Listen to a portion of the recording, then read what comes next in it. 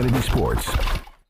Central Texas home for sports. It's Centex Sports Network and Infinity Sports. KWBT-FM, HD2 Waco, Temple, Killeen, Fort Cavazos. The new leader in sports in Central Texas is Centex Sports Network and Infinity Sports. Holy Jesus. What is that? It's time to get in the game. Do you know what time it is? Tune in to Primetime Sports Talk with Jalen Gillis. To me, you are nothing. Your go-to source for breaking sports news in Central Texas and exclusive Dallas Cowboys coverage. Start it up, let's go. Catch us Monday through Thursday from 5 to 7 p.m. on the Centex Sports Network and Infinity Sports.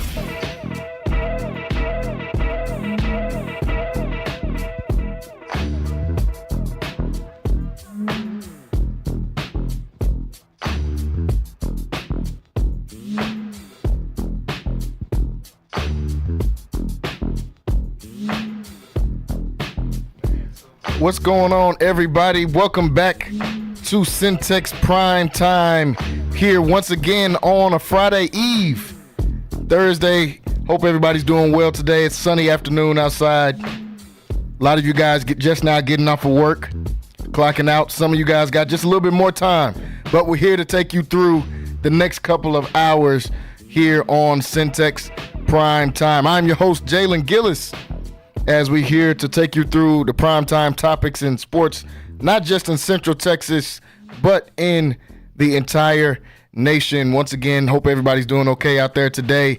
I want to thank everybody that's watching with us, not only today, but throughout the week. You want to be able to watch this content 5 to 7 weekdays. Go over to Centex Sports Network on YouTube, Centex Sports TV on YouTube. You can watch weekdays 5 to 7. If you want to listen to this content, you can go to CentexSports1.com, or you can download the app Centex Sports One on the Google Play Store and on the Apple Store as well. Well, folks, like I said, it's Thursday. We're heading into the weekend now. Headed into the weekend. Football from the NFL starts tonight. We've got college football kicking off this weekend. We've got high school football on Friday, and then we end it all with the NFL on Sunday and Monday nights. Folks, in studio today, I'm joined with Wayne Walker, the Waco football legend here, Texas Tech alum. Also, I have the play-by-play man for the La Vega Pirates that you hear every Friday night. Won't be this Friday night. They have a bye, but starting next week, they'll be back, and that's Mr. Cedric Eigerhart. Ced, what's going on? Hey, glad to be here. Definitely feel like I'm being blessed to be in the presence of a Waco High legend like Wayne Walker. Yes, sir. And I know I didn't get a chance to play ball with Wayne Walker. He's a little older than me, but I did get a chance to play ball with his younger brother, James. And listen, James was an exceptional athlete, but he was not Wayne Walker.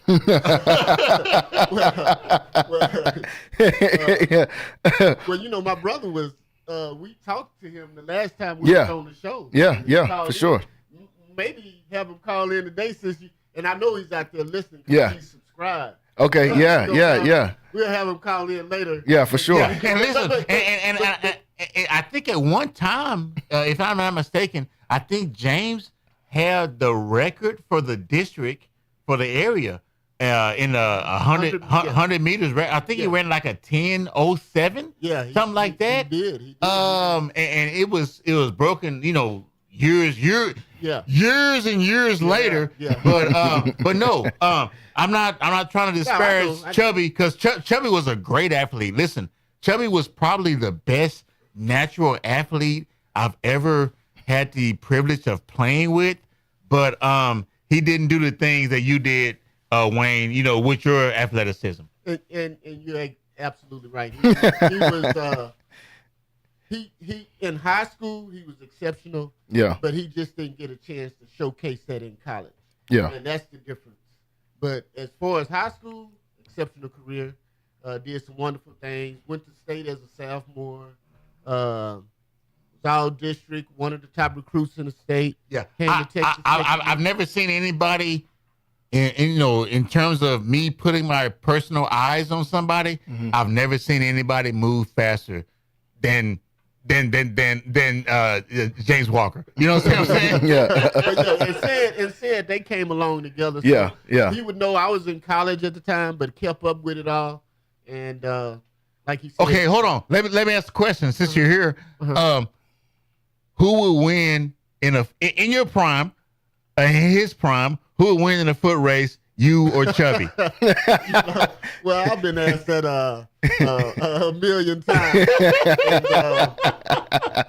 And, I just have to say, and I know my brother's listening or whatever, but when it comes to head, I'm not losing. Yeah. I'm not losing. I know his times are faster, and you know it's on record, but the thing about it is, head-to-head competition means more than anything, and I was a competitor, and I'm not letting anybody beat me. Okay. No, and I Just had to get the record straight. I had to put it out there.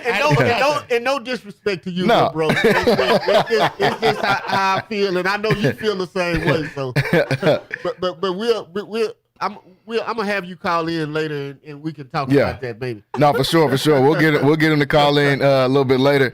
But folks, like I said, a lot of football getting ready to be played this weekend. We got Cedric Igar here, play-by-play for La Vega. So we'll talk a little bit of La Vega football in a little bit. But I want to start right where you guys are at, man, talking about college football. And we've made it through these first few weeks now in college football.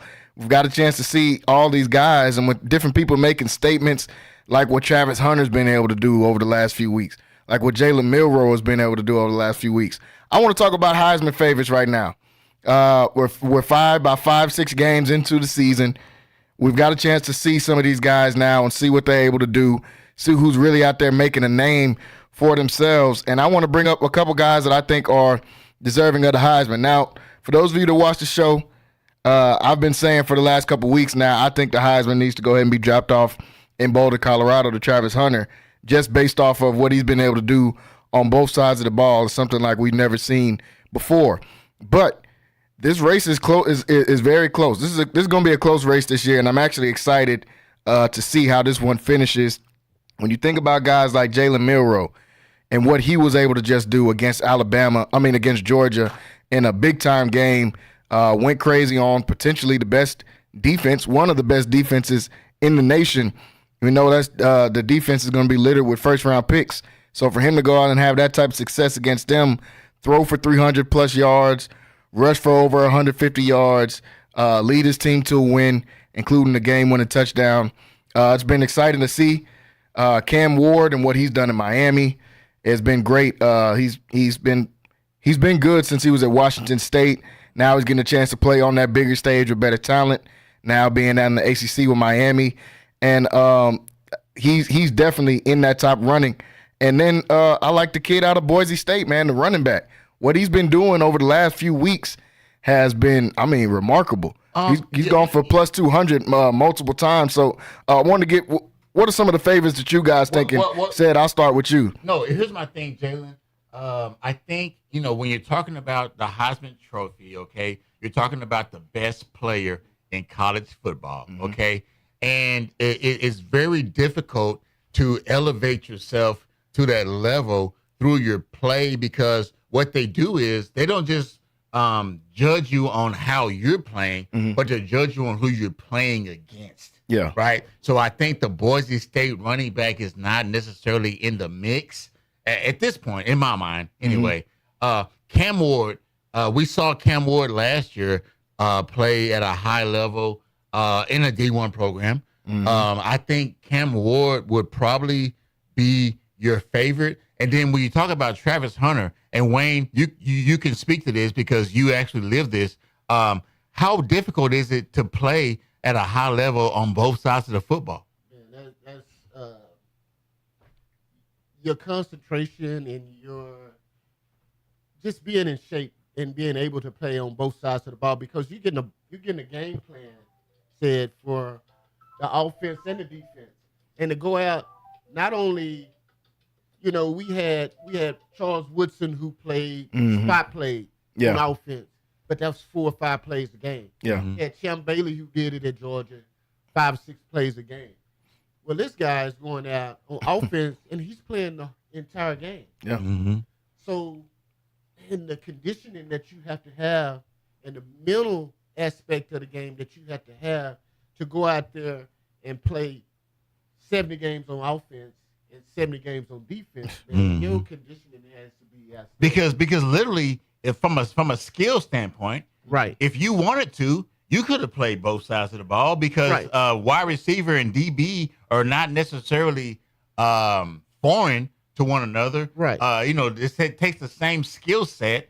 You know, you got to have ball hand skills and ball skills and, you know, things of that nature, breaking on the ball. But the reason why you never did that, because I recall a few weeks back when we had a conversation on the air, you said, I'm going to catch the football and I'm just going to get out of bounds. Yeah, because I ain't trying to take all this contact. I'm not trying to take a hit. Yeah. I wanna live to play the next play. I wanna be smart about it. Yes. Now, if it dictated and I needed an extra yard or something, yeah, I might drop my shoulder and I'm gonna try to get another yard. But I'm needed on the field. I don't need to get hurt, so I'm gonna live to play the next play. So there's a dichotomy that exists, right? Where it's just a whole different mindset. DB versus wide receiver, correct? Right. Correct. And this guy is going out and playing at a high level on both sides of the ball. Like I said, 70 plays here and 70 plays there. That's man. To be able to do that and to have the focus to do that, man, it takes so much. I mean, just offensively going out and just going through the game plan every week for just the offense is exhausting because you have to remember everything. But to then do it on defense and turn around and do it on defense, man, that takes a lot. Yeah, and I think what most people are missing when we're talking about Travis Hunter as a Heisman candidate, I think what most people are missing is the fact that there's dual mindsets that you have to employ in order to be effective on either side of the football. And that's not something that, you know, that should be taken lightly. We watch him play and it looks effortlessly the way that he plays it, right?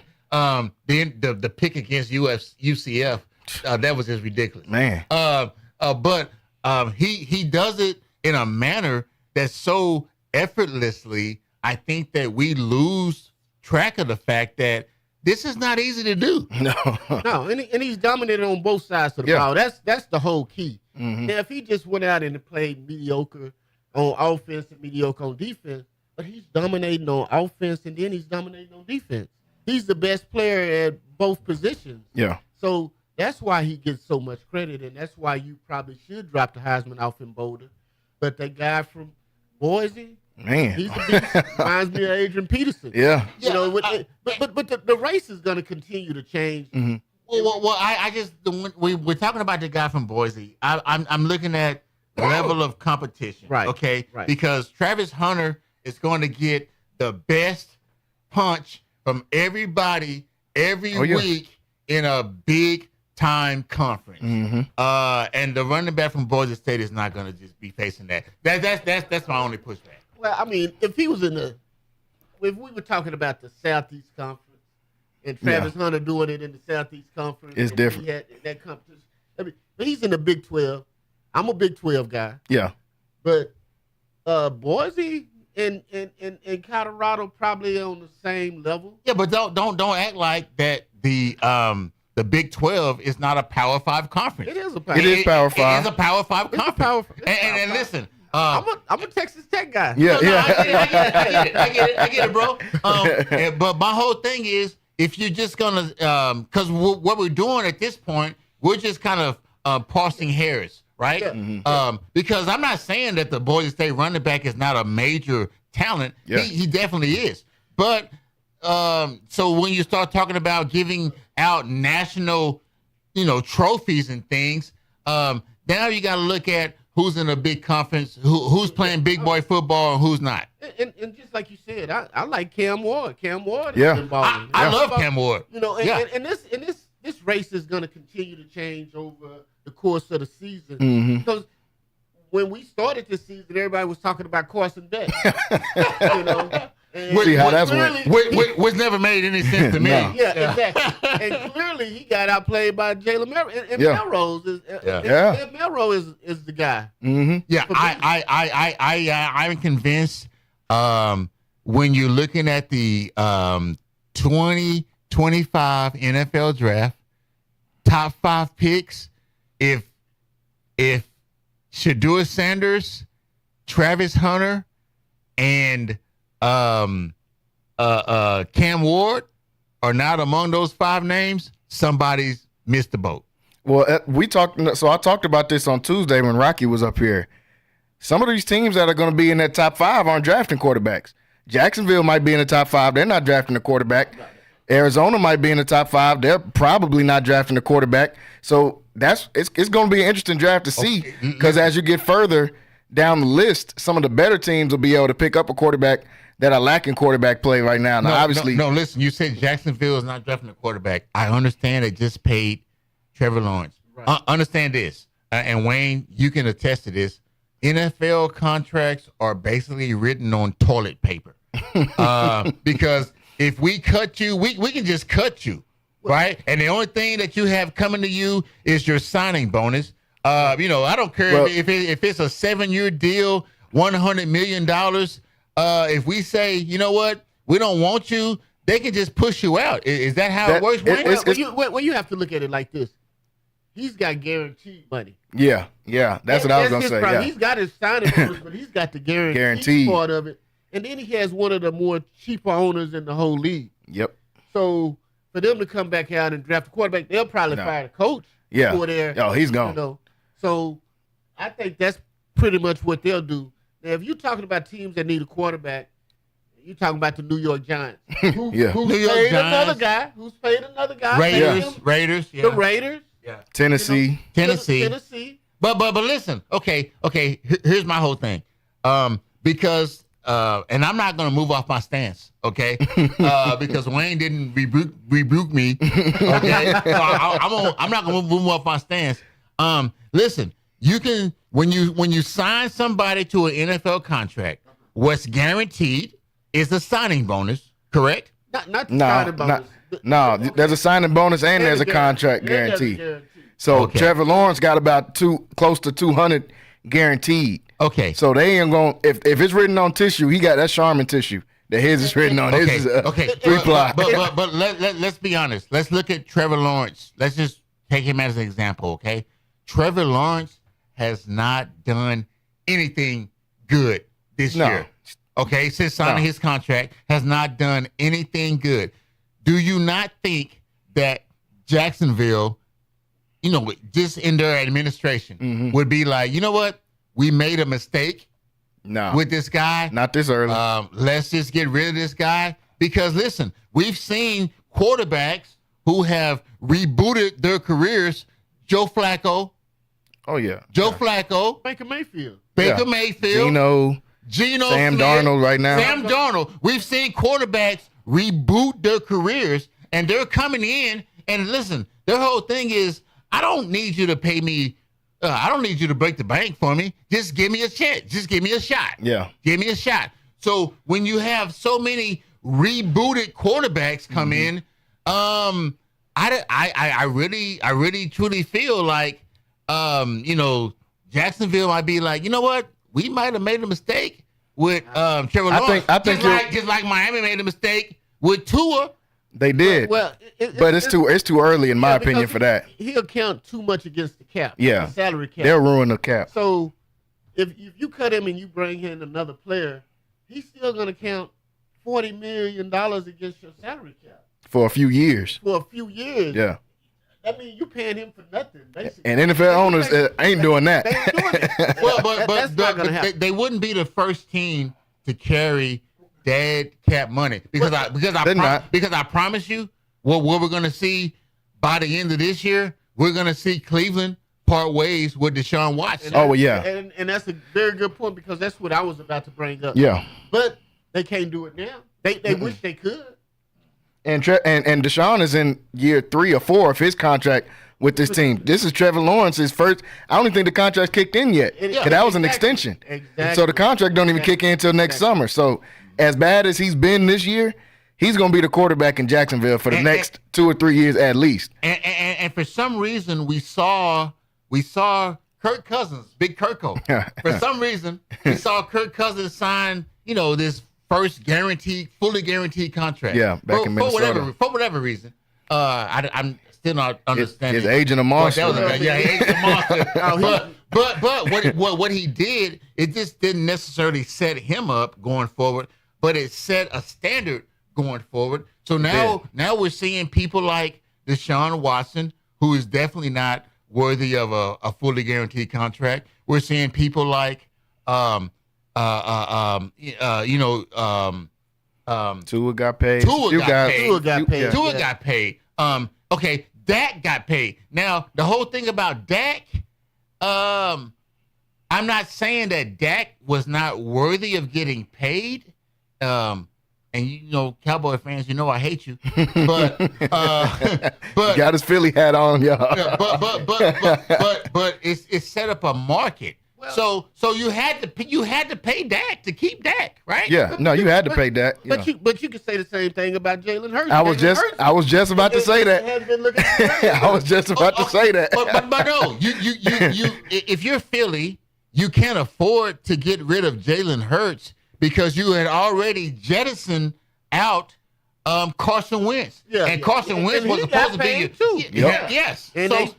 So you had to make a call. So the call was Carson Wentz or Jalen Hurts. And listen, I'm still in the mindset that I'm not sure that Carson Wentz couldn't have produced the amount of wins that Jalen Hurts had. Right. If he we saw him do it. Right. Until he got hurt that year that they won the Super Bowl. He went all the way to week 15, 16 and got hurt. Yeah. We saw him do it, but I think the quarterback, and we talked about this too on the show previously with Rocky, I think that the quarterback situation in the NFL right now is honestly getting to the point that it's a problem. And guys like Geno Smith. Yeah. He should be getting paid, but yeah. he's not. No. Geno Smith, Sam Darnold. Okay. And right now. And that's going to be interesting to see what Minnesota decides this offseason. Yeah. We see, are they going to pay him? We see these quarterbacks who come in as first-round draft picks, and then they go into a situation to where the organization is not set up the Jets to see. They all end up playing for the Jets. Yeah, pretty much Jets. And listen, and I'm going to tell you this. I will predict this going forward. Bryce Young is going to be on this list. Carolina is just not set up for a quarterback to succeed. He was set up to fail. Yeah. You see what I'm saying, Wayne? With personnel. Personnel. Yeah. And then they Andy Dalton go out and win a game, and then here you go. Well, he's the draft bust. And this, that, another. Well, it's going to get Andy Dalton at some point, too. Yeah. He just happens to be a veteran and knows how to read defenses. And let me ask you a question, Wayne, because you've been in NFL huddles on the field and played in the games. How important is it to have a quarterback that plays with confidence opposed to having a quarterback who just kind of second guessing himself? Well, it's very important because that's your leader on offense. He's a leader on offense. He's going to put everybody in place. He's the first one to touch the ball. He has a cadence. He's the one that can change everything on the field. So he's your leader. He's your guy. So when you have a guy that's confident in the huddle and you can go in and this guy says, hey, we're about to get this 5 yards for a first down. This is what we're going to do. Hey, Wayne, I want you to do this. I want you to do this. I mean, this is the guy that you depend on to lead you. Mm-hmm. This is the guy that runs the whole machine. This is the motor. This is the motor to the offense right here. Yeah. And I'm guessing that the confidence of a quarterback is something that you can feed on. Every player feeds on it. The lineman, because with the line, the interior line, is hey, we don't want this guy to get touched. So we're going to do whatever we can to make sure that he stays upright and he throws and get the ball off. The receiver, I'm going to go out here and run my route hard as I can. I'm going to make sure I get separation and get open so he can throw me the ball, and I'm going to catch it. Running back, I'm going to pick up the blitz. I'm going to do this. I'm going to do that. So everybody feeds off of his confidence. And with Bryce Young, he didn't have any confidence because he was getting killed. Yeah. Well, and let's be honest. Okay, listen. I was not a Bryce Young fan coming into the league. Okay, I thought that was a bad pick. I did too. Worked out for my team. we ended up with Stroud, so it worked out. Stroud was a better quarterback from jump. I did. Yeah, I agree with that. In my mind, Bryce Young, even though he showed a lot of poise in the pocket in Alabama when he played big boy football in the SEC, I thought Bryce Young was just too small. One big hit, one square hit, he's going to be out for a few And his weeks. small is different than Kyler Murray's small. Kyler Murray looks like a professional athlete. Yeah. Kyler Murray's small is different, and you said that perfectly, because Kyler Murray's small is I can get out of the way. Yeah. Bryce Young small. I never saw anything in Bryce Young's game that said I can get out of the way because they're coming. And he never had to at Alabama. Yeah. You got the best 4 receivers in the nation and the best line. Jaden Daniels is the same way. He's a small guy, but he's being protected. Yeah, but once again, he's got that escapability. Yeah, I would say Jaden Daniels small is I can get out of the way. Yeah. You know what I mean? That makes a big difference. Yeah. That makes a big difference. It does. It does. So there's a lot of different guys, as we were talking about the Heisman, a lot of different guys that are deserving of that trophy, but like Wayne just alluded to, this is going to be a race. I think this is going to be one of the closer Heisman races that we've had in a while. I think this is going to go all the way down to the end of the wire, really, far as who's your favorite right now? I got Travis as my favorite, but I've been saying that, so I'm going to stay on that. Okay. But who do I think that they'll pick as the favorite right now? I think Cam Ward is the favorite right now as far as who they'll pick. I don't think what's going to penalize Travis is that he's playing both sides. He's not going to have the amount of touchdowns and the amount of yardage that some of these other guys will have. I think he'll be there in yardage, but some of these other guys are going to have 20-plus touchdowns that are skill position players, and Travis is just not going to have that. Wayne, what's your opinion? What if you base it off the best college football player, like you said they're supposed to, then Travis Hunter would be getting it. But I like Jalen Milroe. I really do. I really do. I do. He's going to have a game against Texas, I think. And if he can come out and he can play just like he did against Georgia, against Texas, you can't deny him that. Yeah, I think here's why I'm going to disagree with you, Wayne, is because if the Heisman is supposed to go to the best player in college football, D1 level, that's Travis Hunter. No, right? Yeah, we all agreeing with that. We all agreeing with that. If it goes to the best player, I'm just going based off of past history. What do I think they'll do? Now, if you look at who they've given it to in the past, because we've seen guys who've won the... It's just like the MVP in the league. They're going to find a quarterback to give it to, even when it ain't a quarterback that year. So if it ends up being a popularity contest, like it's been in the past, right? Gino Toretta, you know what I'm saying? So if it ends up being a popularity contest, then I think it has to go to Cam Ward, high-profile quarterback of a high-profile if program. They stay winning. If they keep winning. Yeah. Well, they look at it this way. He can't throw the ball to himself. Yeah. So, they base it off of that type of stuff. But if you just take the best college football player, he's snagging balls out the air that shouldn't be caught. On both sides. So let me ask you this question, Wayne. Were there ever anything like, because when you play D1 football at a high level like you were able to do, are there ever any whispers in your ear about like Heisman trophies or things like that? No, and I think the criteria has changed. Yeah. When I was in school, it was all running backs. Yeah. It was all running backs because it was 70% run back then and then it was 30% pass. But now that the passing game has evolved and it's 70% pass and now 30% run, now it elevates the quarterbacks as the favorite. But you got this guy that's a hybrid, that's playing both sides of the ball and dominating both sides of the ball. So now you have to say, hey, this guy's doing something that has never been done. Does that national notoriety, does that creep into you a player's ear?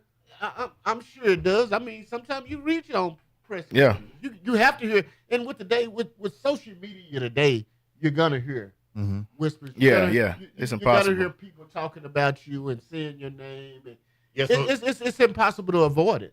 Yeah. Yeah. So Travis Hunter is definitely aware of Heisman whispers. And we've seen him respond to people like Richard Sherman, who said he was a bland receiver on this podcast. We've seen him respond to Cam Newton last week about because Cam Newton had some comments about Shador.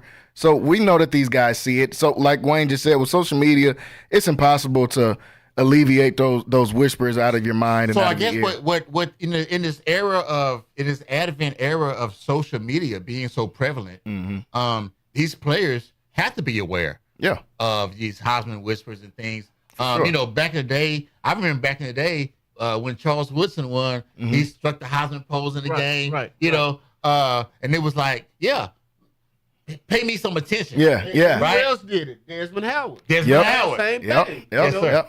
Yeah. So it's. I think I'm agreeing with both of y'all. I've been saying I think Travis should get it, but honestly, like Wayne just alluded to, it's 70-30 pass now. They're going to give it to QB. They do the same thing in the NFL. They're going to find the QB. Lamar Jackson's my favorite player in the NFL. I don't think Lamar Jackson had the best season in the NFL last year. I just think he had the best record, and they said we got to find a quarterback to give it to because that's just kind of what they do now. So, but going back to the point about Jalen Milroe, because we talked about this earlier in the week on the show. We've seen Shador and his draft status. We've seen Quinn Ewers before his injury and his draft status. Carson Beck, who's a question mark to all three of us as far as his draft status and how he ascended to that point. But I asked a question on Monday, when are we going to start putting Jalen Milroe in these topics and in these classes of the quarterbacks? Because you see him going out against top competition. He's only played against top competition in the SEC. Yeah, he started out shaky at the beginning of last year, but he was a freshman. That was his first time playing. Well, he was a sophomore, but that was his first time playing at that level, and then you're playing for Alabama. It's not like you're playing for nobody. You're getting everybody's best shot. He had to adjust, and he had to learn. He's made the adjustments. He's learned. And this year, with Kalen DeBoer as a coach, who we know is a QB whisperer for multiple different stops that he's had, Jalen Milroe has ascended to another level. And I asked the question on Monday, but by the time I got to about Tuesday or Wednesday, I already seen Jalen Milroe moving up higher and higher into that draft board. So I want to get you guys' opinion on that.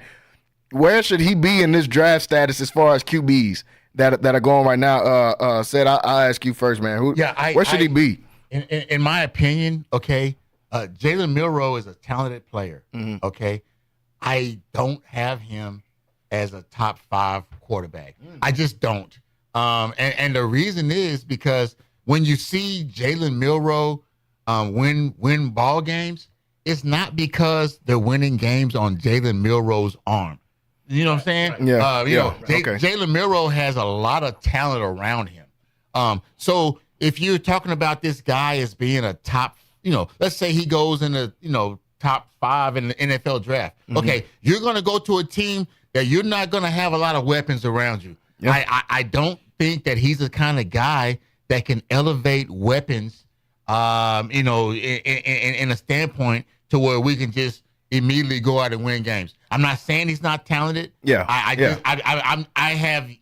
have yet to see that in his game. Yeah, and I agree with you. My only pushback to that would be, one, his athleticism can make up for a lot of those things, and you got to give these QBs time. I'm not a fan of throwing the guys in the fire their rookie year and just saying go out there and start and burning them up. And then 2, my other pushback would be Mr. Trubisky, Drake May, all these guys that go in the first round that have no accolades, nor the other status. No, but listen, Jalen Milroe could very well be a lottery pick. Yeah, okay, yeah, for sure. On potential. I think he's going to be. Because, on potential. Like you exactly. said, the names you named, Mr. Trubisky, Drake May.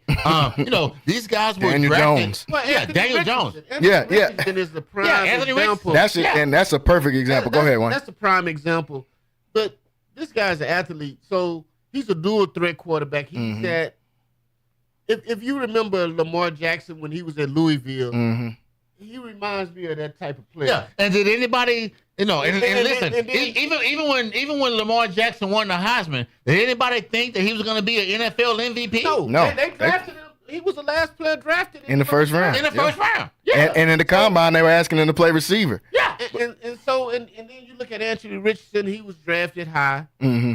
and he became a starter, but he hasn't developed as a passer yet.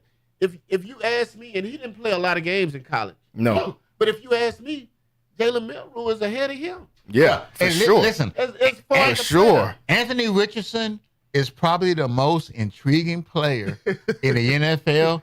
But the problem with Anthony Richardson is he doesn't have that number one ability, which is availability. He's been dinged up Yeah, exactly. every year. Because he has to depend on his legs. Yes. Yes, that's exactly why. And that's why I don't know why he came out and said the NFL was easier than college. I don't know. I think they might be hitting him a little harder because he came out and said Even that. is they talk Well, about if his you look at physique what Florida's done so far this year, I can justify why he said that because Florida is garbage right now. Yeah, they definitely are. Yeah, they're just garbage. Yeah. But I think Jalen Milroe, I think he'll get an opportunity, and like you said, I think he'll still be a high draft choice because he has the quarterback coach now that's gonna play to his talent, Yes. that can put him in great situations to be successful.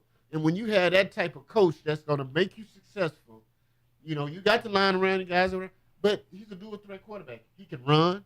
And this guy's moving the pocket. He's not just sitting back there, just a pocket passer. Yeah.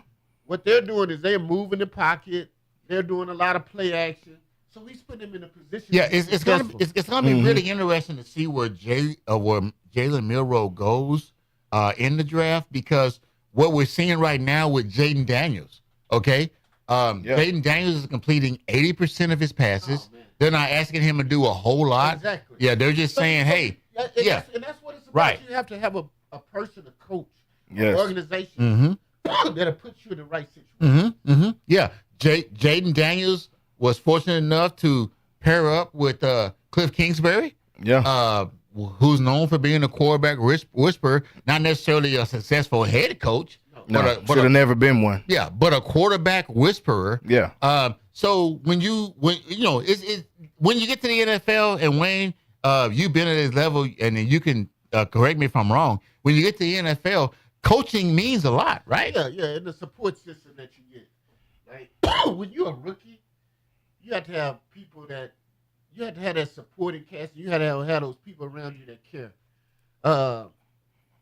A lot of times, like in the situation with Tua and Flores,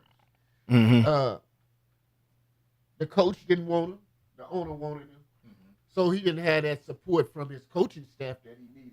So he wasn't going to be successful at that time. Was that the same dynamic in play with RG3 with Washington? That's the exact same thing. And Jay Gruden. Yeah. They didn't want him there, and we saw how that ended up fizzling out and ended up elevating Kirk Cousins' you had to have career. that support. You had to have the support from the whole organization, from the owner to the general manager who drafts you, basically, to the head coach and the coaches around and the players. Yeah. So you have to have all of that. If you had that in place, you could be successful.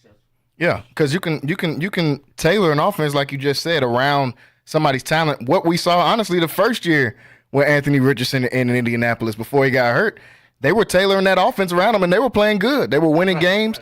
They were right at the top of that division towards the end of the year before he got hurt. So in terms of an NFL locker room dynamic, Wayne, can you have, because you laid out three things, can you have two of those three in place and still, manage to win some games, or you have to have all three?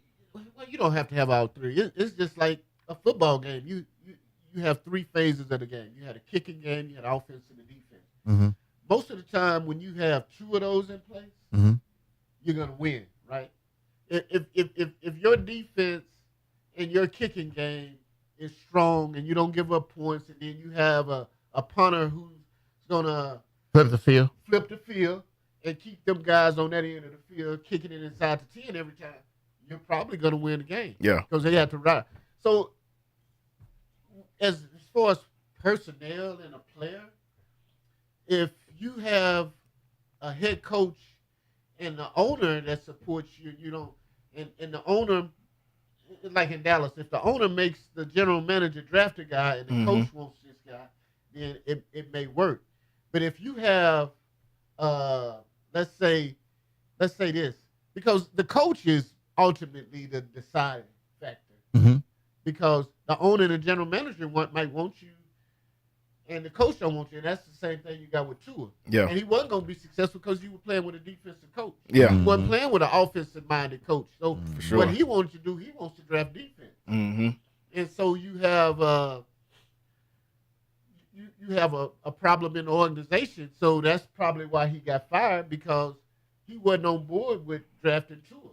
So you as far as personnel, you have to have it all in place. You have to have it all in place. Yeah, and I get to answer your question. No. You answered the question. And I guess the next question that I have in mind is, and we don't get the opportunity to talk to somebody who's been part of an NFL locker room on a regular basis. So blessed to have Wayne here. Yeah. So when you're a part of a locker room, NFL team, okay, you're on the roster, right? You're part of the team. You're expected to perform. Do certain things at certain times, on certain games. How important is it to have this continuity between the player and the head coach? Does the head coach always have to come down and say things to where you need to buy into, or does he delegate that to the other coaches on the staff? Well, this is the whole key. This is what people don't get. When you play for an NFL team, you might go in at 6, 7 in the morning. You might not leave out of the locker room till 6 p.m. that day. And you doing that for 6 months. You doing that. So these guys become your family. They become your brother, So everybody knows everything in the organization because you eat breakfast. You come in and eat breakfast together. You eat lunch together. You have walkthroughs. You have team meetings. You have special teams meetings. Yeah. As far as a receiver, what we did, you come in, you have a team meeting every morning. Well, you eat breakfast, then you have a team meeting. Then you have individual meeting, which is receiver meeting. Then you have an offensive meeting. Then a special teams meeting. And the defense do the same thing as far as position. So it's all these rooms and all of these groups that's having meetings, because the linebacker coach does that with the linebackers, the DB coach does that with the DBs, the quarterbacks are with the quarterbacks, the kicker and the kicker and the punter, and the whole, and they're with the special teams coach. So what you're saying is it's all structured. It's all structured. It's family, and you're there for almost 12 hours a day, 10 to 12 hours a day. Wow. And you're doing this for 6 months out of the whole year, and that's through training camp. So you even say it may be 8 months. Yeah. So these people become family, and you get to know everybody. You get to know the defensive back coach. I mean, it's family. It's just like brother, sister, mother, father. And Relationships. It's a relationship. Yeah. And so you become family. So everybody becomes entwined together, and we're doing things together. And even when you do go home, receivers may say, hey, we're going to go bowling on Wednesdays because we want to be together as a group. The defensive linemen do that. Or we're going to go have dinner. We're going to get our families together, and we're going to have dinner. So you become so much, everybody becomes a part of everybody. And it's family. It's all family. So that's why it's a lot of feelings involved when you're losing, because you guys are working hard together. We're feeling as a family. Yeah, and the reason why I asked you that question, I'm leading up to my beloved. I always know you lead up to beloved Eagles. Okay, my beloved Eagles. It always comes back to that. It seems like the Eagles have a culture problem. It seems like that whatever Nick Sirianni is talking about, they're not necessarily buying in. We saw Bryce Huff recently disassociate himself on social media from all Eagles media and stuff, and they picked up him instead of signing Hassan Reddick. And then we saw the Eagles lose 6 games in a row last year to lose the season. So culture makes a difference. It makes a difference, yeah. And that's when, like I said, it's just like family. That's when, like, a brother and a sister and a brother and a brother not talking to each other. Yeah. Or mom and dad is mad at the kids because they did something wrong. So now you have a problem in the household. You have a problem in the organization because everybody should be on one accord. Mm-hmm. We should eat dinner together. We should go to church together. We should do things together as a family. And now you got one person that's disgruntled, and it becomes a problem for the whole family. Yeah, and I think because you don't want to pick sides. You don't pick sides. Oh yeah. And I'm telling you, it's just like family. And if you do that splits up the locker room, and that might honestly be what's happening in Philadelphia. Some people might big. be. It's big. Some people culture is big. Culture is big. That's definitely what the problem in Philadelphia. The problem is not talent. They AJ Brown is out. Devontae Smith is out. Yeah, I get it. But we've seen them even before these guys got hurt. Mm-hmm. Okay, we didn't see them playing at a level that the talent would dictate. Right, so Philadelphia's they're in a lot of trouble, and I'm gonna say this. This is the only time I'm gonna ever say this. But yeah, Philadelphia's in a lot of trouble because I think they have a culture problem, and just like Wayne said, that means something. Yeah, and like you said earlier when we were off camera, the talent's there. The talent is there in Philadelphia. You got 2 number ones at receiver. You got possibly the best running back in the league with Saquon Barkley. You got a top 3 offensive line in the league. Quarterback. Yeah. Well, see, the quarterback one is a little bit questionable. Only because top 10. Can I get top 10? I had him in my top. He got to stop turning that ball over, man. I can't put him in my top 10. Wayne, Jalen Hurts ain't top 10. No, I can't. 10, man. He got to stop turning that. He's leading the league in turnovers. I'm gonna put a rookie in front of him, and I'm gonna put Jaden Daniels in front of him. Ahead of Jalen Hurts? Oh yeah, I'm taking Jaden Daniels in front of him right now too. It's hard for you to hear because we talking about the Commanders and the Eagles. I'm putting Sam Donald in front of him. Listen, I spent the majority of my whole life looking up to Wayne Walker, and I'm sitting here next to Wayne Walker, and Wayne Walker talking about Jalen Hurts is not a top 10 NFL quarterback. Look, not right now. A couple weeks ago, I did my top 10 list. I had Jalen Hurts outside of it. I couldn't put him in that top 10 list, and it's for he got to stop turning that ball over, man. Now I was a fan of his when they went to that Super Bowl. I was saying that he was better than Dak, and he was one of the best quarterbacks in the NFC. But, man, he over the last couple of years, bro, he's turning that ball over too much, man. Before the season, man, he one of my top 5. Yeah. You know? Okay. But your play dictates where you fall. Mm-hmm. Well, here's my thing about Jalen Hurts' play. And listen, and we all understand that I'm a fan. Okay. But I think when you feel like everything is on your shoulders, when you feel like you have to be perfect, okay, then you just kind of start focusing a little bit too much. And I don't know when, and I don't know, if you've ever been in that situation, because I know when you were at Texas Tech, there was a time when they depended on you to be the guy, right? Right. So when the expectations is on you to be the guy, regardless of who's not out there with you, I think it kind of takes a toll on you, and you just kind of start overthinking a little bit too much. And I'll let Wayne mentally. Yeah, because we give you this fat contract. You wanted a high, and that's what I was gonna say. In the NFL, he wasn't getting $200 million at Texas Tech. It's a little different. Yeah, they dropped $200 million off at your crib. Hey, I don't know.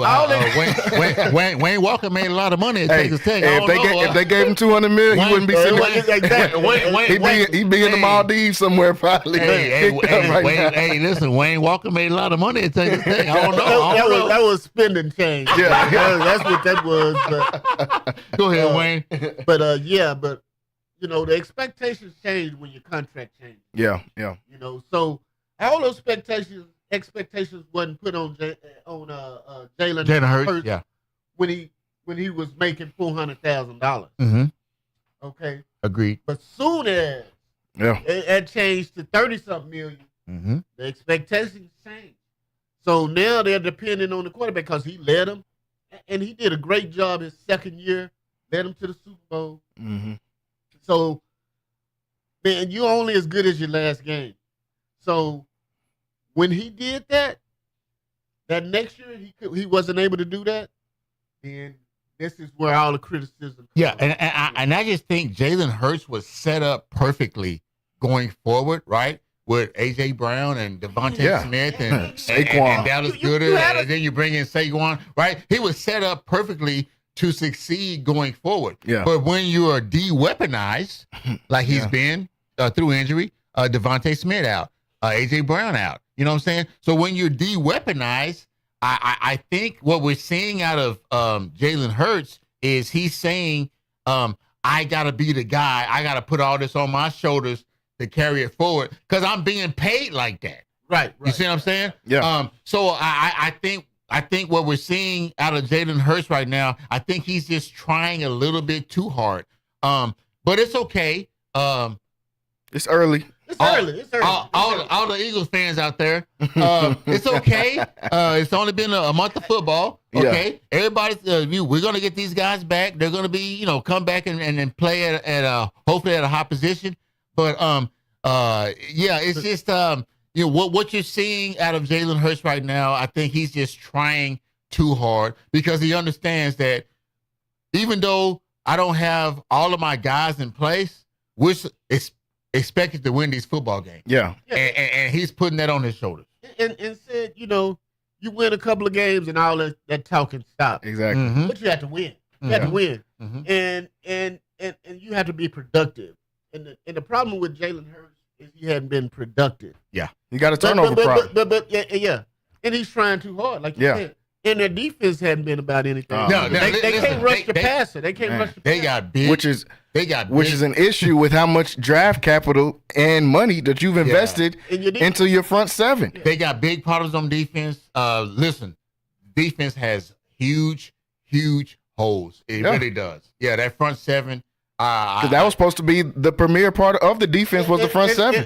And if you get that corrected, then your defensive backs will be productive because if you can rush the passer, then they can cover because they have less time to cover. Yeah, but when you can run free all day. Yeah, and I think the problem, Wayne, and what you said is definitely accurate. But I don't know if they have the talent to get that front seven together. I just think that what we're looking at with the Eagles team. Listen, if you ask me right now, who's going to win the NFC East? I would say the Washington Commanders. I would say the same thing. Dave. Yeah, I probably would. I think Dallas is going to have a lot, and I think Philadelphia is going to come back. I would probably pick Philly if I had to go, just because I think the Commanders' fanfare is going to start to wear off. They don't have enough talent. That Jaden Daniels is playing great right now, and he's playing out of his mind. But they don't have enough talent in my eyes on the defensive side of the ball. They got rid of Montez Sweat. They got rid of Chase Young. They got rid of Cameron Curl. They got rid of a lot of their staple guys, Kendall Fuller, that was holding up that Washington defense. And now that those guys are gone, as the season progresses and teams get a little more film on Jaden Daniels, and I'm a super fan of Jaden Daniels, but man, I think that's going to end up wearing off. I'm hoping Philadelphia gets it together. No, or it might be an 8-9 team win this division. Ain't no telling. There's a scenario that exists to where whoever finishes 8-9 in the NFC East will win the division. No, that's a real thing. Yeah, that's a real thing. They probably about 4 or 5 times. Oh yeah, in that situation. Dallas has won it multiple times, being 8-8. Yeah, the Washington Commanders don't have enough talent on defense. Same boat with Philly. Okay. So, but the reason, when I'm talking about talent, I mean, they can't put a team on the field that's their problem is production. I think Philly has a talent. You still got Jalen Carter. I don't know. You still got Jordan Davis. You drafted Nolan Smith. You got Bryce Huff. It really looks like we whiffed on Bryce Huff. It looks like we whiffed on Jaden Daniels. It looks like we whiffed on Carter. It really, I mean, this is what I'm seeing. Okay, It looks like I mean, can't argue with the film. Yeah, but when these guys were drafted, we thought Howie Roseman was putting on a masterclass. Right. Okay, They gave him credit for all of that. Yeah. But it looks like he whiffed on all three of those guys. I mean, that's just what it looks like right now. As of right now, that's what it looks like. And let me tell you about Washington. Washington has a defense coordinator that's been successful. Dan Quinn, yes. Dan Quinn puts guys in positions to be successful. Mm-hmm. So while we're talking about that Washington defense is young and fast, and he's going to make guys successful. And and that's why they've been winning. Yeah, it is. Because defense was their problem last year. It sure was. But defense was their problem. So Wayne, let me ask you, as a NFL veteran, does it make a difference if your head coach is offensive minded or defensive minded? It does. Let's say Washington, he's a defensive coach, but he went out and got him an offensive guy in Cliff Kingsbury that can coach and let him run the offense. Yes, Right. I'm gonna stay out of that. But this defense side of the ball, I know something about. But I'm gonna get me a guy that I know is successful, that I know can handle the offense, and I'm gonna let him. I'm gonna let him have all of that. And that's what successful NFL head coaches do. They just bring in personnel to do what I can't do, right? Exactly. Instead of try to micromanage every part. And then we look at the Dallas situation. You have hold on. What's wrong with Dallas? Their defense. Defense is what's wrong with Dallas. And they don't have enough weapons on offense. They don't have a running back, and they don't have a number 2 receiver that can take some of the pressure off of CeeDee Lamb. Okay. So that's what's wrong with Dallas. But at the same time, we talking about the hires and how you go and hire a guy. Well, Jerry Jones goes out and hires a defense coordinator that he won a Super Bowl with, but had his personnel.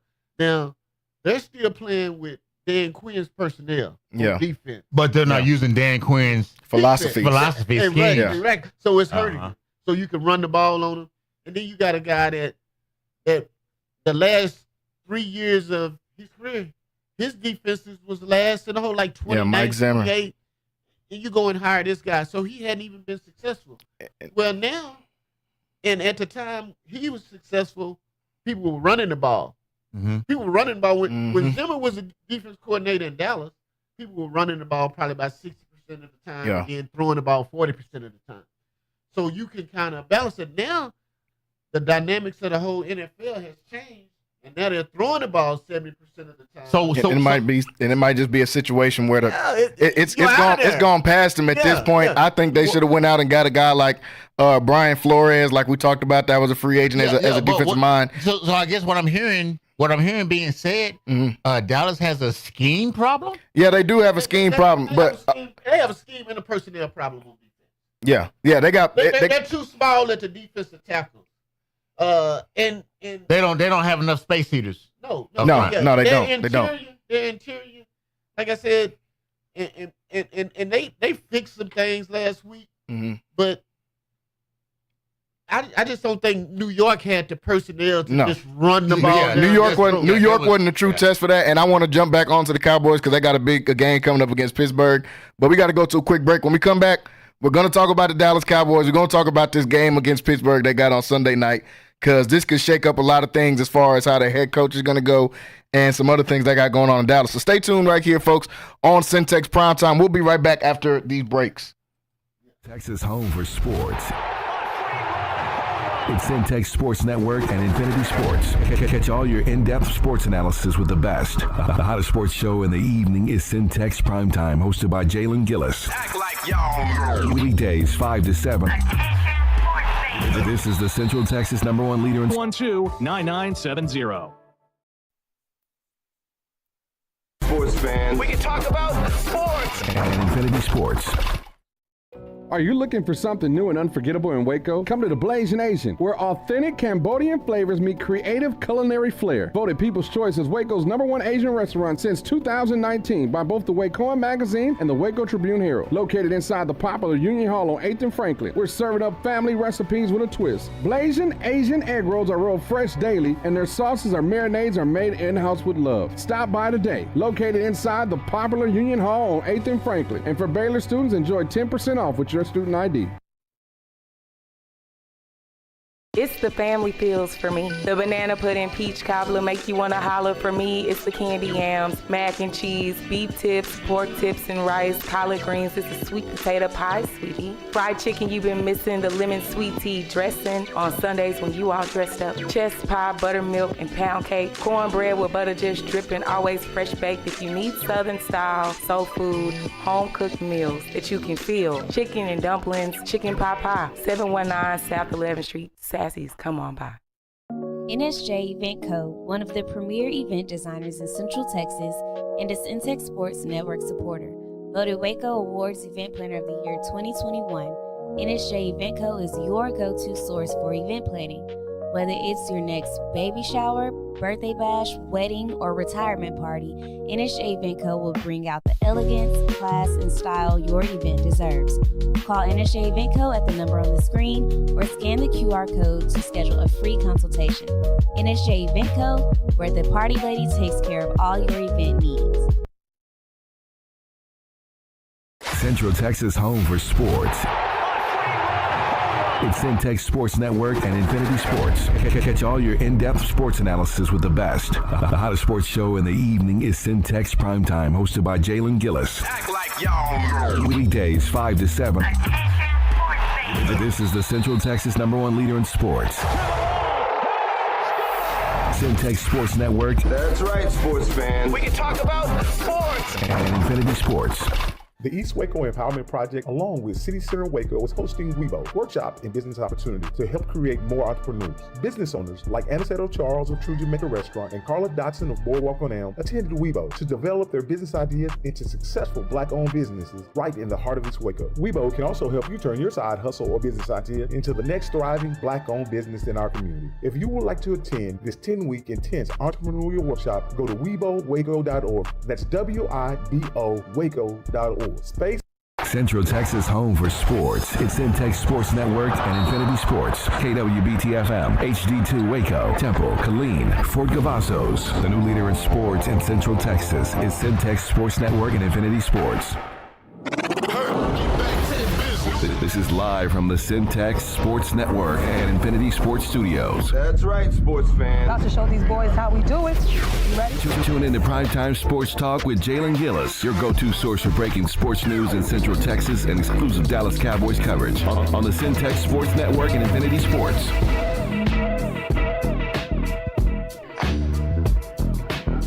What's going on, everybody? Welcome back into Centex Primetime, hour number 2 here on the show. As we're up here, join the studio. We got the Waco High, or wasn't Waco High yet when he played there, but Waco football Hall of Famer in Mr. Wayne Walker. We got the La Vega play-by-play man here and said Igerhart, and we are joined on here by another special guest, friend of the show. We've got James on here with us as well, and said you were talking a little noise in that first hour. We're gonna let James get back on here and respond to some of the stuff you had to say. James, what's going on? Can you hear us? What's going on? Hey, nothing much, man. Just up here chopping up some of this football. We got your homeboy said in here, and he's giving us the blues about his Eagles. He's trying to plead his case. Hold on. Before James says anything, I just want James to understand. I don't want no smoke. Okay, I'm just supporting my team. Okay. We used to be friends. That'll changed up now a little bit. You don't talk about his team, but folks, I want to thank everybody joining in with us. Like I said, here in hour number 2. Know some of you guys just not getting off work, just not tuning in with us. Make sure you go over to YouTube, hit that subscribe button.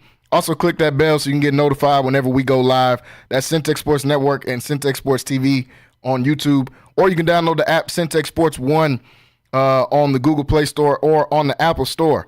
So before we went to break, fellas, we were on here talking about the NFC East pretty much. We were breaking down Philadelphia and some of their problems. We were started to break down Dallas and some of the problems they have. And they've got a big game coming up. And they play the Pittsburgh Steelers on Sunday Night Football, whole world watching. Two of the most historic franchises in the NFL, with the Steelers and the Cowboys. A lot riding on this game on the Cowboys side. It's an early week, but with some of the turmoil that they've had, even though they got the win last week against the Giants, I think that was kind of expected. They got a lot of question marks. Now, we've seen them come out and say they're not interested in Devontae Adams as of right now, and we'll talk about that too as well. Jerry Jones said they got enough in the locker room, but we know there's a lot of questions. We know Mike McCarthy's seat is getting a little hot out there in Dallas. So, James, since we got you on here, man, I'll start with you. What is Dallas going to need to do to have some success on Sunday against this Pittsburgh Steelers squad? Well, I'm gonna tell you, I just don't think they're gonna have any success. Yeah. Like you guys were talking about earlier. I mean, the defense is anemic. It's just not there. And then you talk about Jerry Jones, talk about him not going out getting DA. Then that shows your commitment. That shows your commitment to winning. You said you wanted to win right now. Well, if you want to win right now, you need to go out and you need to get those pieces to win. But Dallas right now don't have those pieces. I'm looking at Justin Fields going in there at running for at least 2 touchdowns, probably throwing at least 2 touchdowns. He's just going to torch this defense. I just don't see him hanging in this game at all. And that hurts me to say, being a Cowboy fan, but yeah. I just don't see it. Yeah, it's gonna be a tough game for them to have success. Like you said, Justin Fields and the way that he's looked these first few weeks, that's a tough ask for this Cowboys defense that's been struggling. Wayne, what is your opinion on this, man? How do you think this game is gonna shake out on Sunday with Dallas and Pittsburgh matching up against each other? Well, you're talking about one of the best coaches in the whole league, and Mike Tomlin, that's gonna have his team prepared, and they're playing on the stage, Mm-hmm. on the big stage. And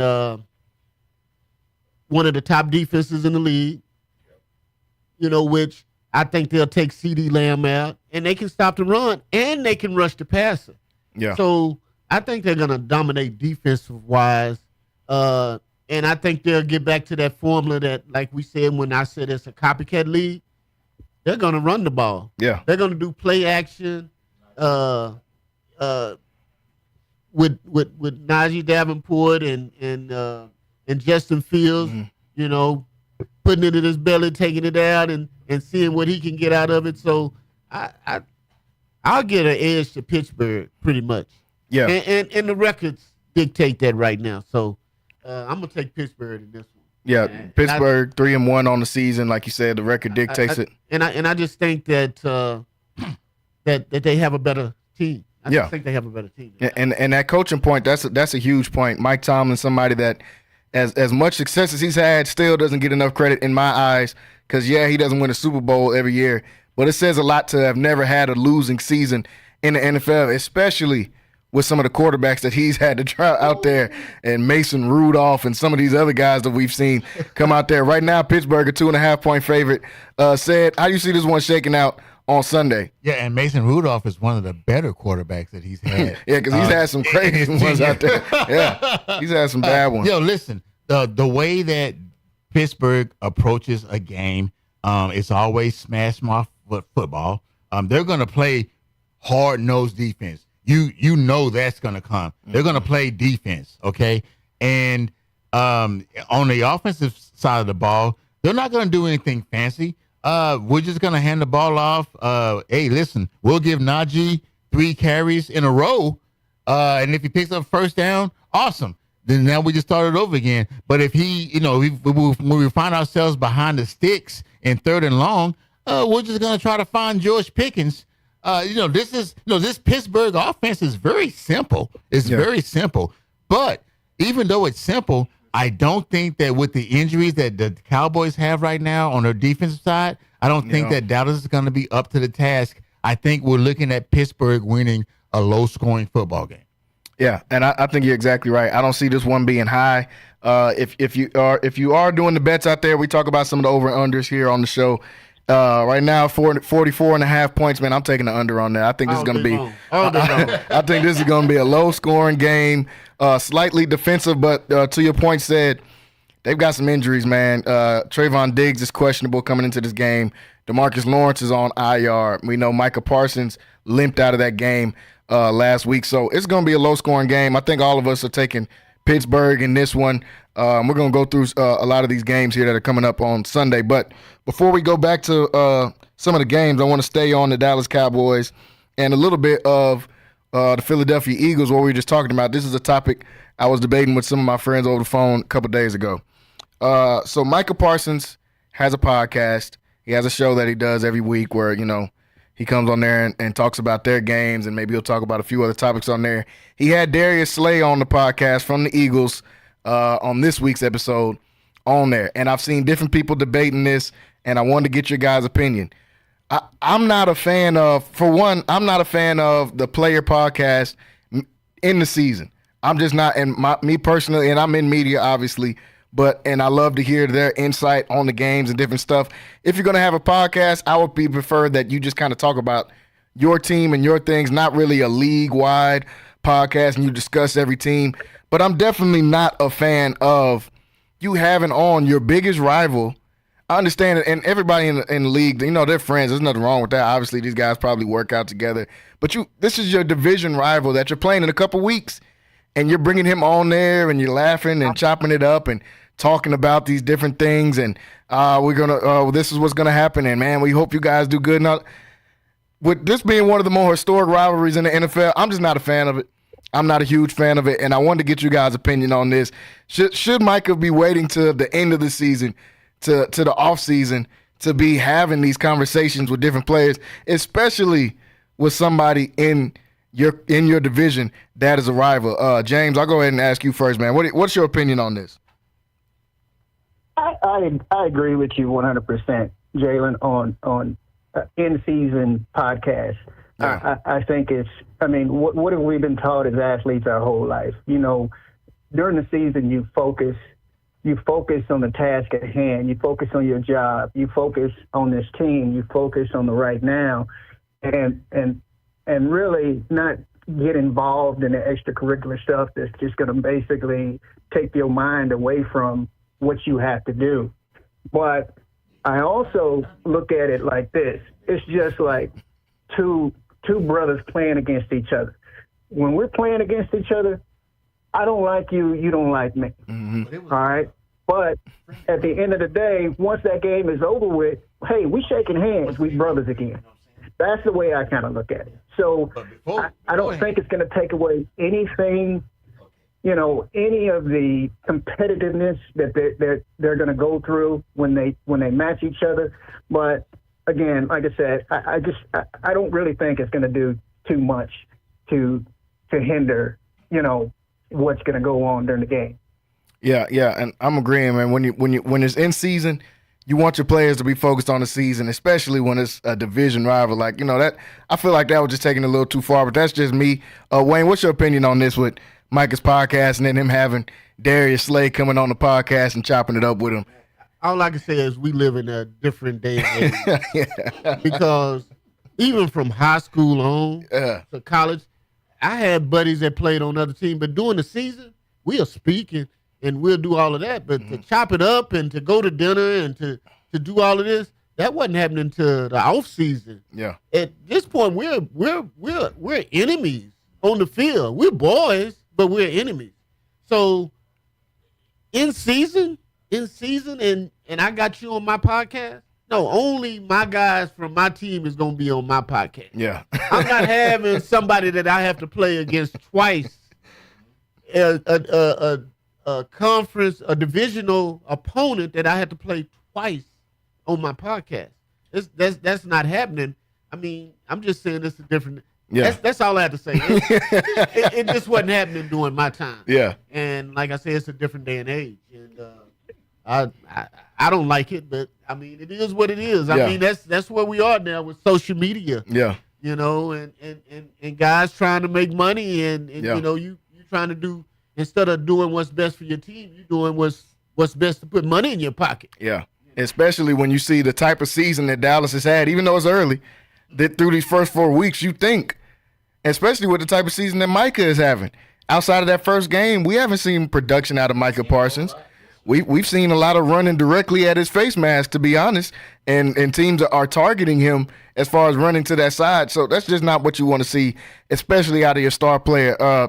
Said you got a perspective on this because one of these guys is one of your team members, team member of your favorite team in the Eagles, man. So how do you feel about this? I'm not gonna address this from a fan standpoint, but here's what I will say: it's so invigorating to hear Wayne Walker say what he said, because when he was talking about this topic, I envisioned Magic Johnson when he was the Lakers head coach grabbing a player's phone after a loss, and they were yee ha ha, and after a loss, and he grabbed a player's cell phone and smashed his cell phone.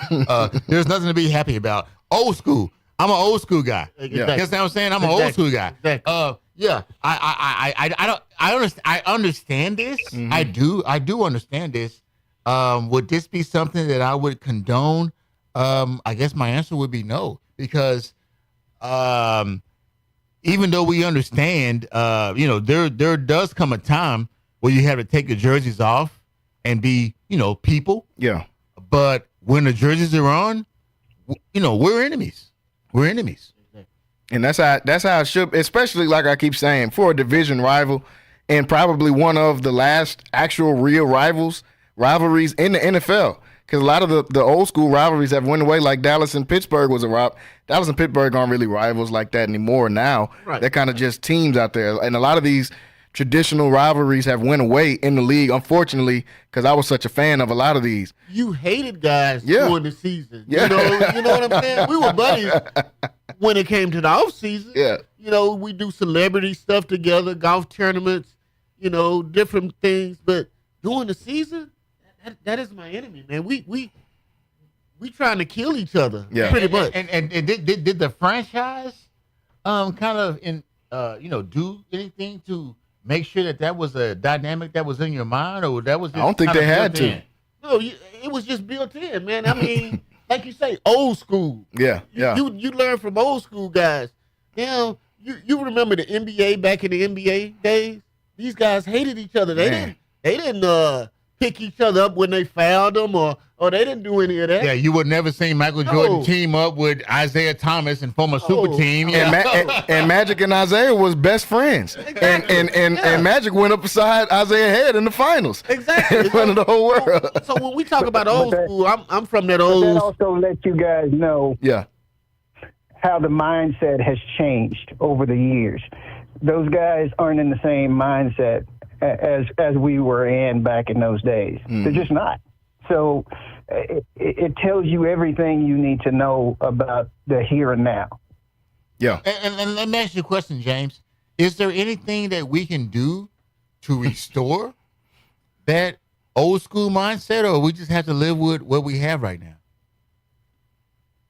You have to live with what you have right now, because everything it's ever changing. It's ever changing. So you got younger coaches, you got younger players, and that's just the way it's going to be. That mindset is not going to shift anytime soon. Yeah, like he said, it's the landscape changes every year. I'm sure Bill Russell and those guys didn't like the way that Michael Jordan did things in the 90s. We know Michael Jordan and his group of people didn't necessarily like the way LeBron did things as he got older. So it's gonna change. But I'm with you guys, even though I'm the youngest person on this show. I'm with y'all guys, man. I can't see myself going out there with the guy that you're going into a battle with, and y'all are on the podcast on camera, kikiing and ha-haing with each other weeks before the game. I want to give you a NBA record that will never ever be broken.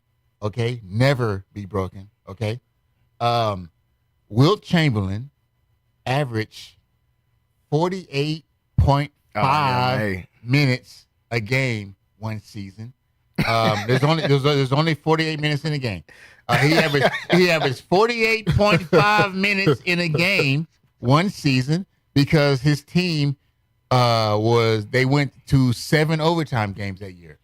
That is an NBA record that you will never, ever see broken. Hey, man, Wilt got about 6 records that ain't never getting broken. Think he averaged 50 and 30 or something one year, man. Like that. He got a few of them that ain't never 100-point game. Yeah, 100 point. That's never happening. Because I'm fouling out twice. If somebody gets I don't know how they let Kobe get to 81. Yeah, go ahead. I can tell you this, and Wayne can attest to this, man. My freshman year in high school, I was playing varsity football for Old Waco High. Mm-hmm. And we had to play against Jefferson Moore. I'm going to tell you, I wanted to kill my brother. I didn't want to go out there and be brothers with him. I didn't want to shake hands with him. I didn't want to do any of that. Yeah. I wanted to hurt him and everybody on his team. That's just the way I felt. And that's how it's supposed to be. Go ahead. And I was a senior, and he was a freshman. He was on varsity at Waco High, and I was at Jefferson Moore. And, the moral to the story is we didn't. He didn't. Yeah. He was trying to kill me, but in the end, they lost 33-0. but hold on, Wayne. Because you're one of the few people who has the experience to where you had a chance to play against your little brother. Yeah, I had a chance. Yeah, and he was on varsity starting. Yeah, like I say, because I know for a fact Tubby was a 4-year varsity starter. Right. So what was your mindset going into that game? Like, how did you approach that? Because I mean, this is your baby brother, you know. Well, I was proud of him, for making varsity, because I didn't get to make varsity when I was a freshman. Mm-hmm. That's an accomplishment that a lot of people like only maybe 5% of players, 2 or 3% of players get to experience. For sure. So he got to experience that, but at the same time, he was playing against the big dog at the time. I was on some more stuff, man, and I was so focused. I was so focused at that time about trying to get to college and trying to get out of Parkside Village that it ain't make no difference who I was playing. Little brother, big cousin, homie from here, homie from there. No, for sure. So I guess what I'm hearing you say is you went out there and was like, I'm gonna put it on anybody. I don't care brother or not. Hey, I mean, Daddy could have got on the field. I'm trying to run over him. Hey, and that's why he had the success that he had, because you got to have that mindset to go into it. So with Micah and these guys, man, I'm not sure where this is going with that, but I thought at some point somebody might have to step in and tap little bro on the shoulder and be like, "Hey, man, it might not be time for the podcast right now. We 2-2." Yeah, literally, if it was me, I ain't gonna lie, I would ease up alone, little brother. but that's why Wayne Walker did better things with his career than I was able to do with mine. Yeah, you got to have that type of mindset to elevate. But he had the same mindset.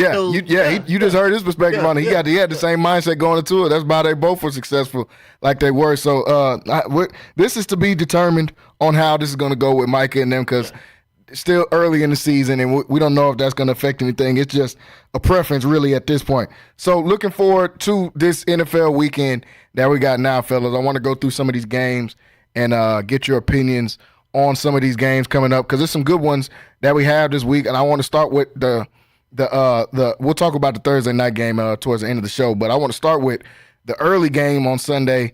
And the New York Jets had a lot of expectations coming into the season.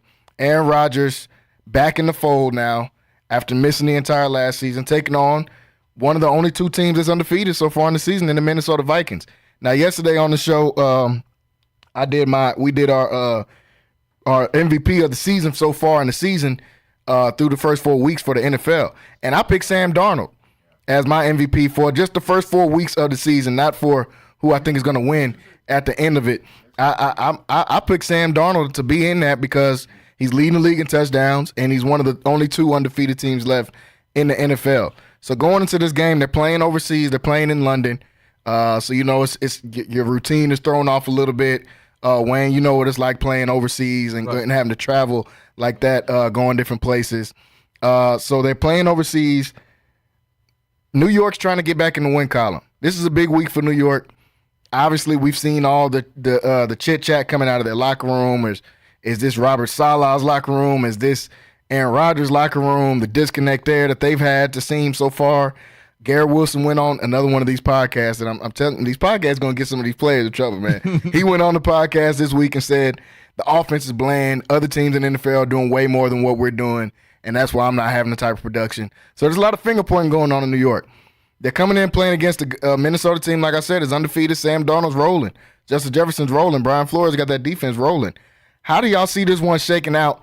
Because if New York gets their act together, I believe they do have the talent to be able to come out and start picking up some wins. When you got Aaron Rodgers at quarterback, you always got a chance to win. And at some point, this Minnesota team does have to tail off some. I'm not saying they're not going to be good, but obviously they're not going to be undefeated throughout the season. So wanted to get you guys' opinion on how y'all think this game is going to go. Said, I'll start with you, man. What do you think out of these two teams matching up with each other in London on Sunday, early Sunday morning, 8 o'clock? Yeah, I'm going to go on record as saying that I'm not a big Aaron Rodgers fan. I thought that his last year in Green Bay, we saw his play start to decline. Okay? Yeah, he's 40. So if the Jets fans are thinking that they're getting NFL MVP Aaron Rodgers version, he's not that. No. He's not that. So now, going into talking about Minnesota, it just always surprises me when you have these dysfunctional franchises like the Jets, okay, who Sam Darnold walks away from, finds success, Geno Smith. Yeah, Geno Smith walks away from, finds success. There's something fundamentally wrong with this franchise, okay? So this is never going to be a franchise that I'm going to put any type of money behind. And Sam, when we saw Sam Darnold out of USC, what we know about Sam Darnold, he was a quarterback that could make all of the throws. Yeah. Right? That's who he was, and that's who he still is. So you just got to put him in a position to where he can succeed, and this is what Minnesota has done. Give me Minnesota all day long on this game. I don't know what the money is or any the lines or anything. 2.5. Minnesota favored by 2.5. Yeah. Minnesota in the field goal. Give me that all day long. Wayne, what you think about this game on Sunday, man? To me, New York is a tough place to play. But if anybody can play in New York, it's somebody that's been an MVP multiple times. 4 times. And that's won a Super Bowl. So you place him there. Sam Darnold, Mm-hmm. he couldn't. The expectations was too high. When you go to New York will eat you up. Yeah. But based on personnel, based on and I'm with Sid. I think Minnesota wins. There's a lot of controversy going on in New York right now. I don't think they had a weapon, and they're gonna be good. I think they'll be a playoff team, New York, because the AFC is kind of weak to me. It's weak, so I think they'll be a playoff team, but I don't think they're gonna beat Minnesota. Yeah, and I will. I think Minnesota is playing together. Yeah, they playing as a team, and when you having success and you winning, it breeds confidence in your team, and so I think that Minnesota wins. Minnesota wins. Yeah, but and I will interject here on Wayne. New York Jets has a championship caliber defense. They really do. Yeah. They are the last really few years. Last couple of years, yeah. They are really good on the defensive side of the ball. But I think they're just trying to still figure out what's happening on the offensive side of the ball. And you have one of the best, one of the most dynamic players in the league in Breece Hall at running back. And then Garrett Wilson is one of the best receivers in the league.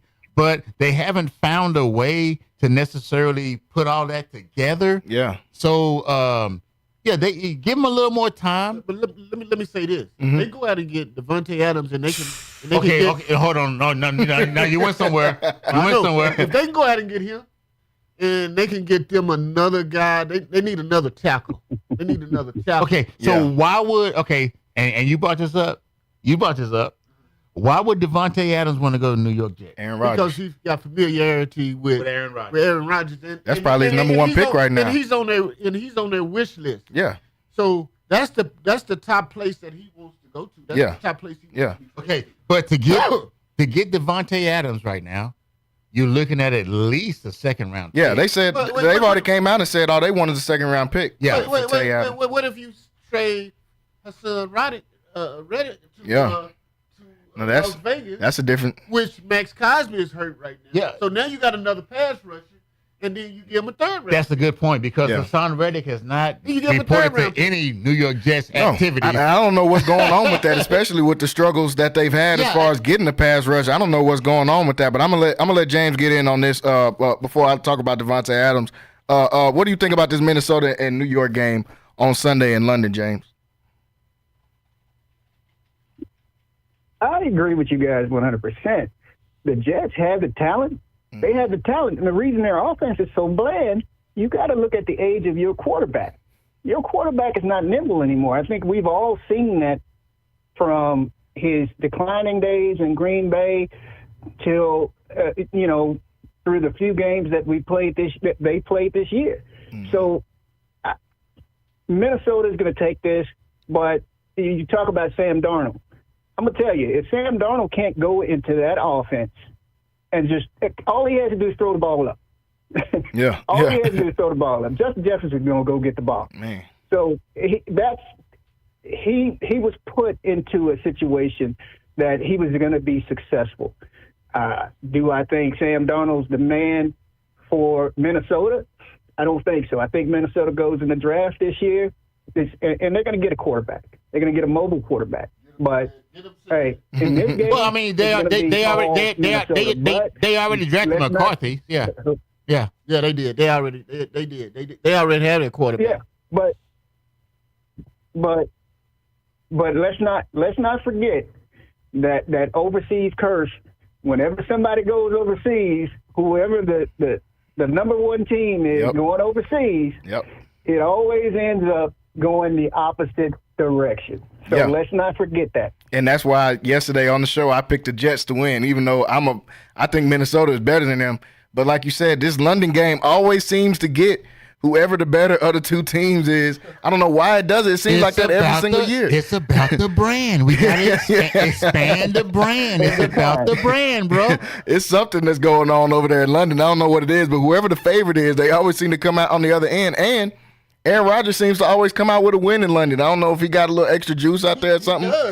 He seems to come out with those wins when they go to London. And he plays against Flores better than anybody. I was looking at some stuff today where Flores was doing a lot of blitzing and doing all types of elaborate schemes on defense, and Aaron Rodgers was reading all of them, throwing touchdowns. Listen, I understand what everybody's saying. But I just don't see a scenario to where the Jets end up winning this game. I just don't see It's tough. It'll be a tough one, and that's why it's such a close pick. It's a 2.5 point favorite. So like I say every week, folks, when I'm going through and picking these money lines, don't spend your last $3 on this. Don't spend your lunch money or your bill money on this. These are just entertainment. But in this one, that 2.5 points looks like a decent pickup if you're looking at the New York Jets, just because of the couple things that we talked about. And Wayne just brought up the success that he's had. See, the Brian Flores defense so far has confused a lot of younger quarterbacks, Brock Purdy, C.J. Stroud, Jordan Love. He's confused a lot of younger defenses. Aaron Rodgers has seen it all. He's been in the league for over a decade, almost 2 decades at this point. He's seen it all. So it's going to be a tough game going into that one. But that's the early morning game. I want to get to a couple of these other games and want to talk about my team a little bit, the Houston Texans. Got the game of the week, really, in my opinion, this week. They got Buffalo coming to town. Buffalo's coming off of a loss to Baltimore last week. And before that, this team was rolling. They were 3-0, and they weren't only 3-0. I had them at the top of my list when I did my top 5 teams last week because of the way that they've been steamrolling teams. They beat Jacksonville by 30. They beat Arizona. They came back even though they were down by 20 at halftime on Arizona and ended up winning that game. They blew out the Dolphins before Tua got hurt. They were blowing them out. So they got in and they got steamrolled last week by Baltimore, and a team that is one of the top teams in the league and that we knew was going to be that once they got rolling. And now that Baltimore is rolling, we're seeing how dangerous they are. But in this game, my Texans, we're 3-1, got the same record as Buffalo. got blown out by the Vikings a couple weeks ago. And the Vikings team we were just talking about, Brian Flores, did a number on C.J. Stroud. Got back in the win column last week against Jacksonville, the team we're supposed to beat. Jacksonville don't have a win yet. We got Stephon Diggs now. He's in a different jersey. He's going to be looking for a little bit of revenge coming back against his old team, even though they're playing in Houston in this game. I want to get y'all's opinion, man. How do y'all see this one shaking out? The line, Vegas doesn't even know how to pick the line on this one right now. Buffalo's a 1-point favorite, which is you hardly ever see that in picking these lines. So they don't even know how to pick this game. I got the Texans coming out with the win in this one. I think we're going to step up and be able to make plays. I think you're a Texan fan. Yeah. You know I was going to do that regardless. I was going to pick them regardless. But with Buffalo coming into this one, I think their lack of offensive weapons got exposed in that game against Baltimore. And I think Houston's got one of the better defenses in the league, and they'll be to expose that too. But like you said, Wayne, I am a fan, so I was going to pick them anyway. But that's why I got y'all here to help me pick these games. That's like saying picking against Philadelphia. Yeah. I don't care who they playing. They could be playing the 2000 Ravens. Yeah, exactly. You don't pick them. I mean, that's what you do. And that's like James picking against the Cowboys. Well, he will pick against the Cowboys because there's something wrong with him a little bit. But when it comes to this. He likes being objective. That's all it is. Yeah, he's objective. But yeah, coming into this game, like I said, Buffalo 1-point favorite right now. James, I go right to you, man. How do you see this one shaking out? 12 o'clock, Houston. Buffalo's coming to Houston to take on the Texans. Go ahead, Wayne. So I got these, both of these James, teams sorry. 4 and James. 5 in my top 5, respectively. And I can tell you, I got Buffalo at 4 and the Texans at 5. And this is going to be. I'm with you, Jalen. I think the Texans are going to pull this one off. Buffalo's been exposed, so I think the Texans are going to come. They're going to bounce back, but because I love the Texans defense, and I think the Texans are going to basically go out and they're going to corral Josh Allen.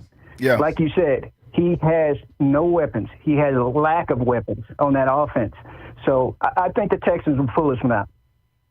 Yeah, and that's my main reason for picking them outside of me obviously being a fan. But I just don't like how Josh Allen looked. I think the lack of weapons really got exposed against Baltimore. And I think this Texans defense has enough to be able to exploit those same things. But Wayne, I'm coming to you, man. What you think about this game on Sunday? Well, Buffalo and Houston. It's a home game for the Texans. Yeah. And just like James said, the lack thereof weapons for my man Josh Allen. Yeah. I think that's going to be a problem, especially when you're playing against a defensive-minded coach like D'Amico Ryans. Mm-hmm. Josh Allen he's not going to let him beat him. Yeah. He's going to have to let the guys around him beat him. If that's what you're doing as a defensive coordinator, you're not going to let him beat you. You're not gonna run it because we're gonna stack the line, and they got pretty good defensive backs. They got a shutdown corner out there. They got good linebackers. They got good interior. So I'm saying I think it'll be about 10 points. I think the Texans will win about 10 points, and it's a home game for them. And they're both 3-1. And, yeah. The Texans just faced some adversity. They lost a game. Mm-hmm. So when you lose a game, then it's time to come back and refocus. Yeah. You're not smelling yourself. You're not feeling yourself. So then you come back, refocus, and you're ready to play. Yeah, and I think they've found a way to now include Stephon Diggs in the offense. Those first couple of weeks, he wasn't really involved in the offense like that. And now over these last 2 weeks, they found a way to get him involved in just many different ways. And one more thing. Mm-hmm. I have Stephon Diggs on my fantasy team. Okay. So I hope they feed him. Yeah. I hope they feed him. Often. I hope they feed him. Yeah. I hope he catch 12 passes for 180 yards and 3 Man, who you touchdowns. telling? I'm telling you. Yeah. So I'm with it. I'm with it. And I got Devontae Smith on my fantasy team. Said so you call your boys, man, and tell them I need Smitty back in the lineup, bro. He's hurting my fantasy team right now. But I'm gonna come to you and ask you what you think about this Buffalo and Houston game. Yeah, in terms of Devontae Smith, you might be in a little trouble. But anyway, with this Buffalo Houston game, I'm gonna respectfully disagree with Wayne because here's the thing that I've seen over the last 5-6 years. Josh Allen does Josh Allen things. and it doesn't really matter who he has around him. Everybody said, well, Stephon Diggs walked away, and how they're going to move the ball. They've won 3 football games this season. Josh Allen is always going to do Josh Allen things. James Cook is one of the most underrated running backs in the league. So if he can get 18 touches some kind of way, whether you hand the ball to him or throw it to him in the flats, he's gonna get you some yards. I'm going with Buffalo in the points. 1 point favorite in the game. The over/under is 47.5 points. I think it's going to be a high scoring game. I think neither one of both of these offenses have something to prove. Like you said, Josh Allen, he's coming off a loss, man, so he's going to come out here. I think he's going to let it go. I think it's definitely the best game on the weekend. I don't know how we didn't get the Sunday night game. They gave it to the Cowboys some kind of way, but the Steelers. But I get it. It's Cowboys Steelers, so I definitely understand that. But that is one of the better games of the week. So excited to see that one. That's on Sunday at 12 o'clock. So make sure y'all tuning in for that one. I want to skip forward a little bit before we touch on this Thursday night game. Before we wrap up here today, I want to go to the Monday night game because this one is an interesting one to me. And New Orleans taking on the Kansas City Chiefs. The Chiefs undefeated, 4-0 right now, but there's issues with this team, even though they're 4-0. And these are some of the things I was talking about at the beginning of the season when I said I didn't think that the Chiefs were going to be able to three-peat this year. Not saying they weren't going to be good. I just don't see them going all the way and winning the Super Bowl again. But obviously I can be wrong about that because they got the best player in the league. It's hard to bet against anybody, and you got the best player in the league, and Patrick Mahomes. But they're 4-0. They lose Rashee Rice last week, who has been a huge staple to this offense, especially towards the end of the season last year. He stepped up really as that number one receiver outside of Travis Kelce, and they lose him for the season. Hollywood Brown, most likely out for the season. They still have Xavier Worthy. They picked up Juju Smith-Schuster. Isaiah Pacheco is going to miss a lot of time. That's why but I don't think that's a problem because they just went and got Kareem Hunt, who came right into the offense and was effective immediately last week against the Chargers as well. But coming into this game, I still think they got some question marks.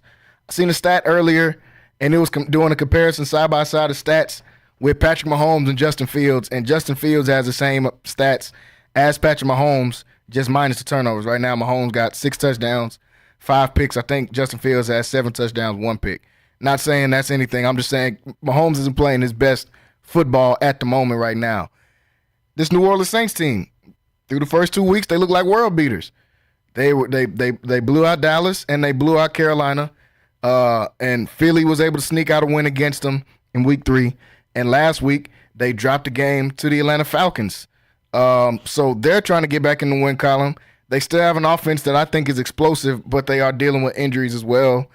Kamara is questionable. I think Chris Olave is going to be back in this one. And Derek Carr is just Derek Carr. You can't put too much trust into him. But coming into this game on Monday night, these two teams facing off each other, I think this is a big game for both because this is the first game for Kansas City without Rice and without Hollywood Brown and all those guys out there. Luckily for them, Travis Kelce did get back into the fold a little bit last week. 7 catches, 89 yards, so he's starting to get a rhythm a little bit.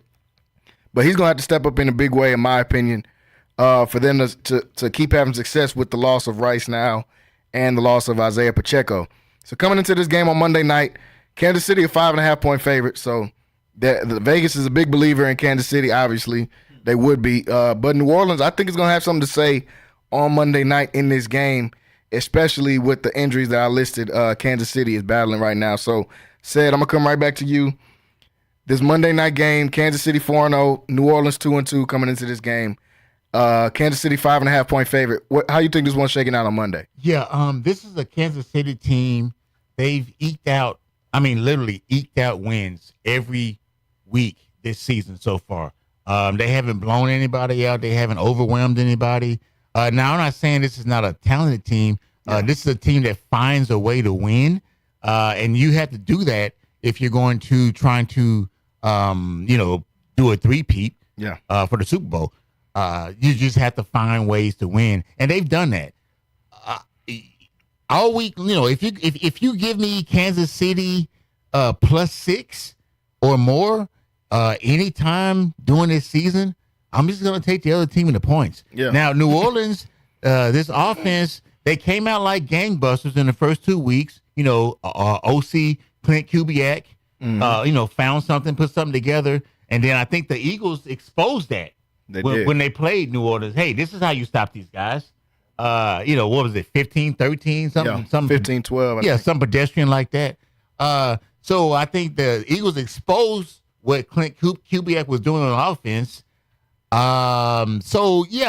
Just give me New Orleans and the points here. If you're talking +6, and it may go up because we are talking about a home game for Kansas City. Yep. So it may go up. Give me New Orleans +6. I'm not saying New Orleans can win this game, but this is a game they can win because here's the thing about Kansas City. They're like the 2000 era Cowboys. They play up or down to the competition. You see what I'm saying? Yeah. So when a lousy team comes into town, they just kind of play lousy. When a great team comes into town, they play great. They remind me of this 2000 era Cowboys, when they had the triplets. So give me New Orleans in the points. Yeah, I'm agreeing with you on the points part because I think, like you said, Kansas City, they play with their food. They like to keep the game close, and Mahomes are going to come out and put the Superman cape on, come out the phone booth in the fourth quarter. So I think that's probably what's going to happen in this game. Wayne, what do you think about this one on Monday night, Kansas City and New Orleans? Al Davis had a phrase, and it was like, just win, baby. Yeah. Okay, that's way back Oakland Raiders. But Kansas City has been able to do that. They're defending Super Bowl champions 2 times. Yeah. They got the best defense coordinator in the whole league. Steve Spag. Yeah. And they just find a way to win. And with them being at home, they had this plug-and-play type of situation. Like, when Tyreek Hill left, everybody was saying that Kansas City wasn't going to be able to win. They weren't going to be able to do anything because they couldn't replace him. Well, they did. They went back to back. They went back. When Kareem Hunt left, they said the same thing. But they always had plug and play. They always had guys that they could just plug in because they, for one, they have a great general manager, have a great head coach, and we talked about that support system. That's a complete team as far as being all in. So all we want to do is win. So let me make sure I'm hearing what you're saying. What we're saying is when you have an organization that's good from the top down, this is how you can sustain this type of success. Yes, because and they've done it. It's just win. Yeah. We don't care how we win. Yep. We don't care if we win by 1 point or we win by a field goal. We don't care how. But what we want to do is we're gonna win. Yeah. And winning breeds success. So they're used to winning. It's almost like it's expected, but at the same time, it's what we do, and this is how we live. We win. Yeah. And there's a difference between having expectations of success, because we look at programs like Notre Dame. Expect to win it every year. Right. UT expects to win it every year. Dallas Cowboys. Yeah, I see. You want to win it every year. No. I know what you mean, though. Yeah. But America's team. No, for sure. But I did say them for last. Okay. but no, there's a difference between having an expectation for excellence and having your franchise / organization being set up for success. And I think Kansas City is set up for success. And they had a plug and play. Like, every time somebody gets hurt, they bring somebody else in to just make sure that you don't have to do a whole lot because they depend on the whole team. Yeah. And they have the most complete team in the league to me because their defense, their defense coordinator, man, he puts them in positions to win. Yeah. They got a kicker, they got a punter, they got the head coach that makes great decisions, they got the best offensive player in the whole league to me. Yeah. Decision-wise. For sure. Is very competitive and just wins. That's all they want to do is win. I think Kansas City hit up. I think if God forbid, if Patrick Mahomes was to get hurt, okay, and miss 4 games, I think Kansas City would find a way to win 2 out of those 4 games. It's the same we saw with New England and Tom Brady. We saw Tom get suspended for 4 games and Jimmy Garoppolo. Commitment to excellence. Yeah, the same. It's a habit. Winning is a habit, and winning is an addiction as well. And the Chiefs obviously have this addiction because you've rarely seen anybody go back to back, and they have a chance to be able to three-peat, which we've never seen before in the Super Bowl era. So, James, I want to come to you before we go to this Thursday night game. What you think about this New Orleans and Kansas City game on Monday night? So I'll tell you like this. You said it earlier. Wayne said it. Not only do they have the best player in the league, they have the best coach in the league. He has the best offensive mind of any coach in the game right now. So, when you add that, and then like Wayne said, I guess it's that brotherly thing because he took the thought right out of my head. It's always been plug and play with Kansas City. Always. They didn't miss a beat without a heel. They didn't miss a beat. So Patrick Mahomes is going to find a way to find those players, whether it be X-Man, whether it be Juju Smith-Schuster. Look at him at the running back position. Hey, what's his name? Carson or Carson Steele. Yeah, and you still don't miss a beat. So Carson Steele. So Mahomes is going to find a way to win. Andy Reid is going to find a way to get the ball to some other players. That's what winners do.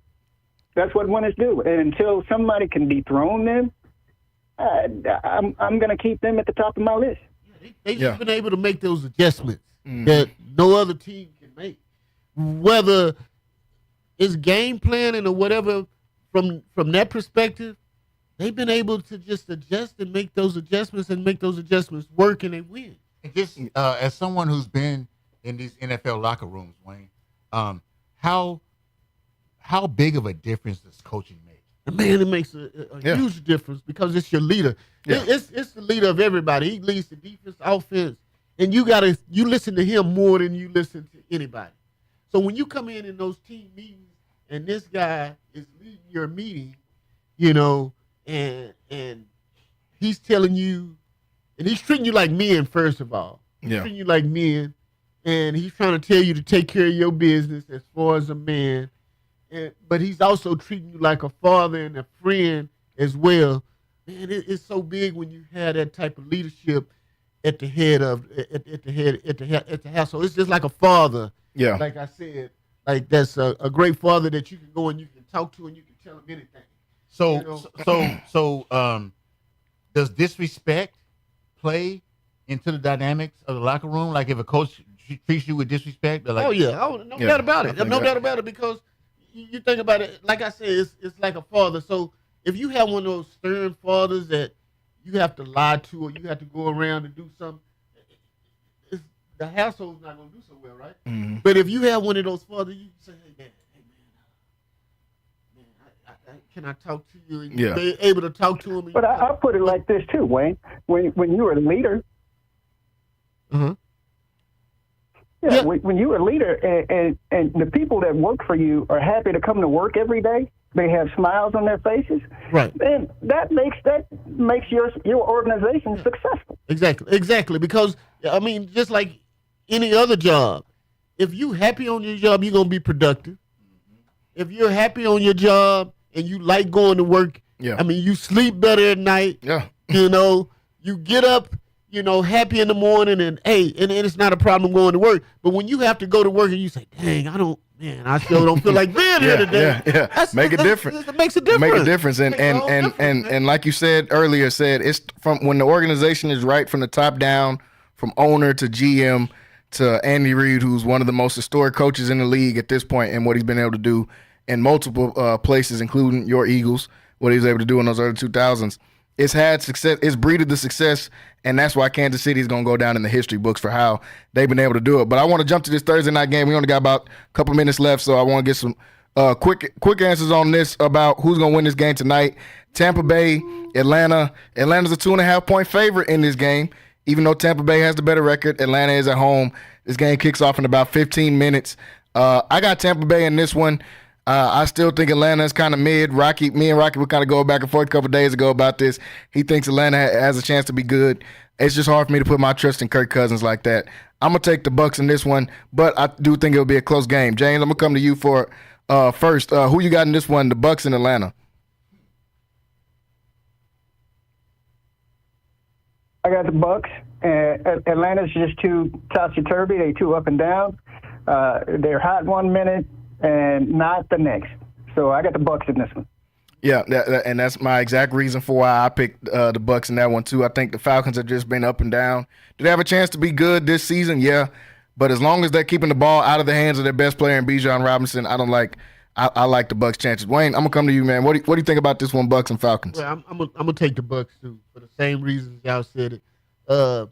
And I hope Rocky's listening. He's been an Atlanta fan ever since Michael Vick was there. So that's what it is. Yeah, he's still playing on that. He's still playing on that. But man, I like the Bucks. I think they just got better offense. They got the weapons on offense, and then on defense, they're a pretty solid ball club on defense as well. So they're more of the more balanced team. So I picked the Bucks as well. Said, I'm gonna come to you last, man. What do you think about this game tonight? Tampa Bay and Falcons kicks off in about 15 minutes. I'm gonna go to the opposite of everybody on the line because listen, Kirk Cousins is getting healthier by the week, okay, and he's getting better and better. And the Falcons they're still trying to figure out what they want to be in terms of offense.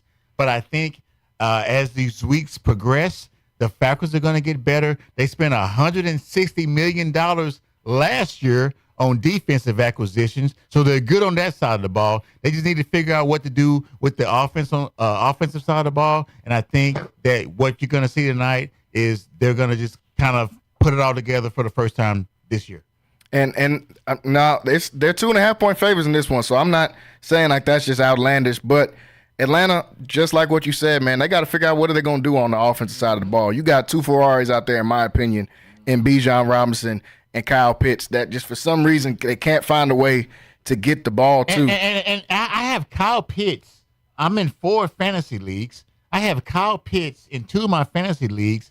He's killing me. He hadn't scored a point. I picked him. I thought this was going to be the year that it stopped. I picked him, and he's killing me right now, man. Can we target Kyle Pitts?